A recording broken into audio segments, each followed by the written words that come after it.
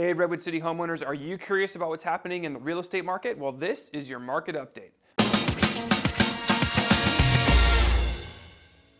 So first thing most people are curious about is what's going on with pricing. Well, here it is. As you can see, pricing's on a little bit of a downward trend, but overall remains pretty flat and stable. Let's take a look at the average days on market. As you can see, there's a big upswing in the average days on market here. That means homes are generally taking a little bit longer to sell, but that's not the trend everywhere. It just seems to be specifically for Redwood City right now.